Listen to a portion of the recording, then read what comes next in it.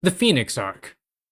Chapter 20 begins with Monica picking up Kayla's weapon, and Daniel instructs her on how to use it properly. Then she carefully puts the plant into a backpack and the two leave the outpost. As Daniel asks X for the nearest spot a dropship could land, Monica asks how Daniel recovered from his massive chest wound. And when Daniel gives the best answer he can, the name Immortal Corp intrigues her. Monica mentions they once approached Warden with an offer, but since they wanted patents and exclusive control of his discoveries, he turned them down. And now Phoenix just got the data too, which means they'll likely be targeted by Immortal Corp as well. And not with some cushy offer of employment neither. The discussion is interrupted when the bunch of Reapers roll up. They're not happy about the whole shooting at and killing some of their people thing that went down last night, but Daniel explains that now he's hunting down his old crew. Papa slapped his rotund belly. You'd say anything to save your skin right now. Side note, he slaps his belly like 6 times in this book. It distracts me every time. Anyway, then Daniel says he knows where a dropship is going to land, and that if the Reapers strike now, they could take it for themselves and become the only gang on Earth with their very own aircraft. You've got them, X said in my head. I did a quick search, and to our knowledge, no other gang on Earth has ever managed to capture a dropship. Push a little bit more and you've got them. Imagine it, Papa, I said, lifting my hands wide in a circle, taking in the sky. You will be the leaders who brought the Reapers the greatest weapon, and dare I say, you are the one to use it to set Elaron Jacobs free from his imprisonment in the hole. That's good enough to convince Papa to not shoot Daniel and his girlfriend, Hey, in the back. Chapter 21 begins with Daniel and Monica being put in the shovel of a bulldozer as it heads toward the location X told Daniel about. During the ride, Daniel looks at Monica and can't help but compare her to a Valkyrie.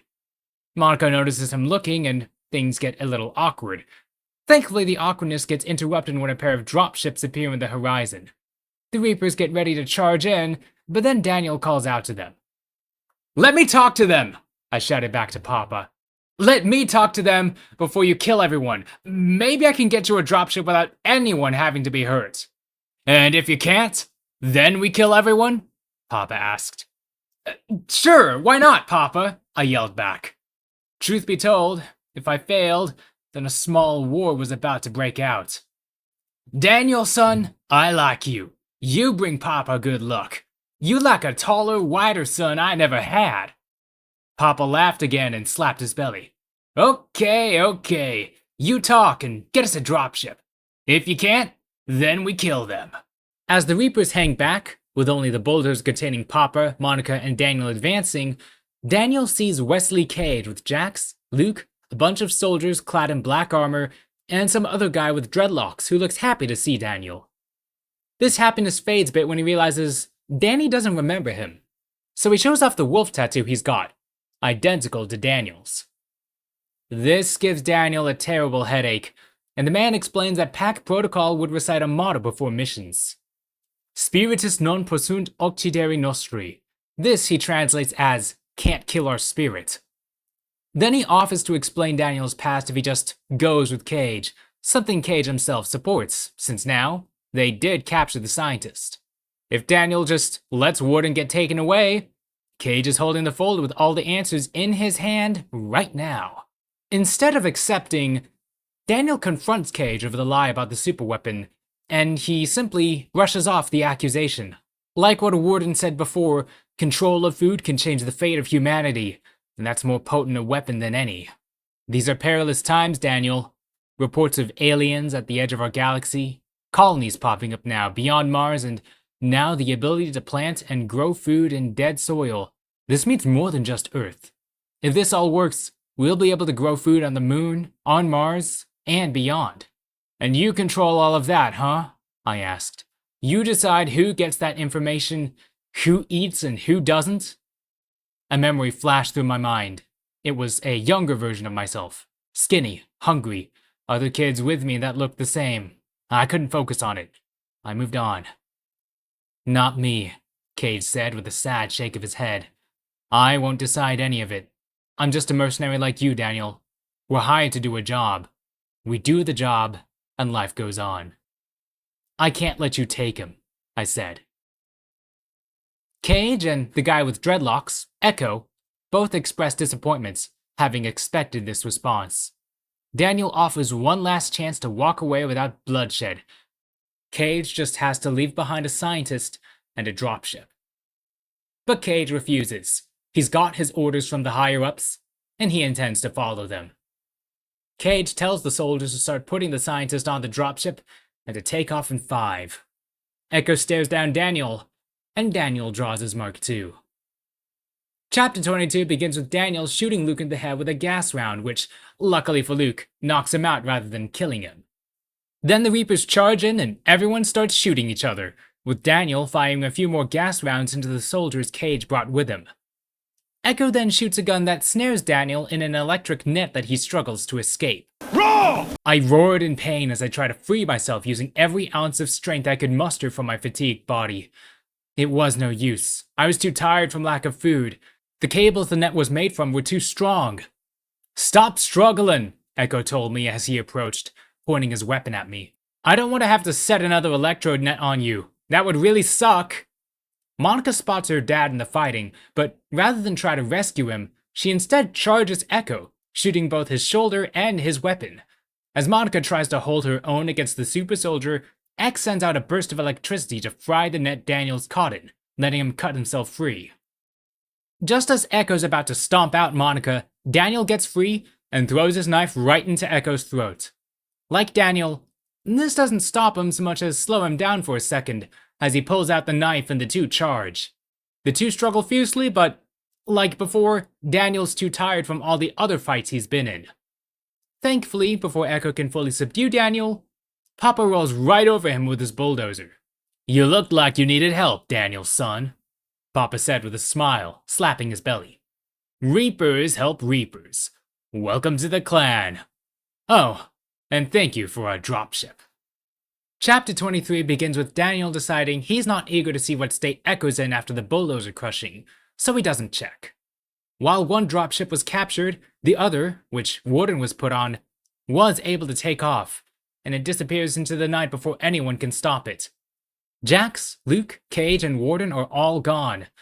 When Daniel asks why Monica helped him rather than going after her dad, she just replies that freeing her father wasn't a guarantee, but she knew she could help Daniel. This answer surprises him. Sorry, I said, closing my mouth and blinking a few times. That's just a foreign concept to someone who's been on his own for so long. Maybe that's what's wrong with this galaxy these days, Monica said with a heavy sigh. Everyone's just been looking out for themselves. We'll get your father back, I corrected myself. I'm going to make good on that promise. Oh, I know you will, Monica said with a sad grin. I didn't just get the crap kicked out of me for nothing. Then the Reapers loot their captured dropship and Daniel gets to eat for the first time in, I want to say over half a day. It's just printed food, but it's better than nothing. Then comes time to burn the bodies. None of the Immortal Corp soldiers survive, by the way, but the Reapers separate their own and their enemies into 2 separate piles. And there's a brief but solemn moment where they cremate, then commemorate the fallen.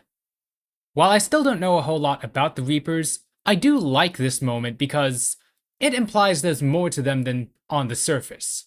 And that's good because, I'll be blunt, so far they've felt like the kind of group you'd expect to see in a Mad Max or Fallout knockoff. Then they turn to celebrate their great victory and initiate Daniel and Monica. Initiation involves rubbing corpse ash onto your face. Now let us truly celebrate this moment with lives remembered, a dropship gained, and allies made, Papa said. Oh, and the traditional branding ceremony, where we brand the Reaper symbol into the flesh of our new members. Chapter 24 begins by revealing Papa was just joking about the branding, which is good because Daniel's brand would probably disappear before their eyes. Everyone sleeps and in the morning, Daniel checks beneath the bulldozer to see a hole and drag marks. Echo survived after all. Then X spots a fragment of the envelope Cage had been offering Daniel, likely left behind on purpose, and inside are some burned papers and half a photo of Daniel, Preacher, some others, and an attractive redhead. The redhead's got her fingers interlaced with Daniel's, so he's pretty sure they're a couple. When prompted, X looks her up and says this woman died in an accident on Mars 5 years ago. Probably a fake story, but hearing of her death is upsetting to Daniel all the same. Anyway, Monica walks up and tells Daniel their next move should be to head to a Phoenix installation a few days' ride, on bikes that Papa is more than happy to give them. He also gives the two necklaces with a mini scythe hanging off of them, and Daniel and Monica part on good terms. Chapter 25 begins with the note that Daniel and Monica travel most of the way without much trouble, besides feeling tired from riding all day. The two make camp, and Monica notes that, besides the Reapers, this part of the waste is pretty deserted. Daniel then asks Monica to show the plant again, and upon doing so, reveals that she's named it Eleanor Picard Truthmore III. Before any more unfunny humor can happen, a flock of mutated vultures swoop in and attack. Monica stokes the campfire, X activates night vision, and Monica begins shooting the vultures. Things go great until suddenly they aren't, and Monica gets wounded and the flock swarms her. Chapter 26 begins with Daniel easily killing what remains of the muties without touching a hair on Monica's head. Daniel then patches her up and notices how strange it is that a scientist's assistant is able to ride dirt bikes and has the drive to get into fights with super soldiers. Monica just responds that, on Earth, you have to be tough to survive. Then she tells Daniel to check the papers he picked up from the envelope fragment. The papers were someone's journal entries about creating pack protocol. They received 7 subjects and were able to give them special powers like Daniel's, and eventually they even gave a woman the ability to camouflage herself. In the last piece, the writer expresses concerns about pack protocol being used by Immortal Corp, not the galactic government like they previously believed. They then add that Subject 7 seems different from the others in a worrying way. Chapter 27 ends with Daniel getting pissed that the burned papers are burned and thus that's all the information he's getting from them. The night passes uneventfully and, in the morning, Monica expresses concerns that they're being watched. But they resume traveling rather than waste time looking for whoever's spying on them. Before the day's out, they've reached the vault, which turns out to just be some shack near the coast. Before entering, the two marvel at the sight of the ocean, something Daniel never saw until today, and lament the Earth's highly polluted state yet again. Then Monica walks up to the shack, gives a passphrase, and the two are let in. They're greeted by a man with funny goggles named Thomas. The real vault is actually a multi-level base built into a mountainside. Then an alarm gets tripped. Thomas brushes it off for a moment, then shouts, "Get down!" Chapter 28 begins with a truck slamming the shack they're in. The driver is Echo, missing half his face, but very much alive. He pulls a pulse rifle and shoots Thomas to death, then slams the truck into the building some more before Daniel puts enough rounds into the engine block to make the truck outright crash. Echo gets out, rifle missing, and Daniel asks who the redhead in the photo was.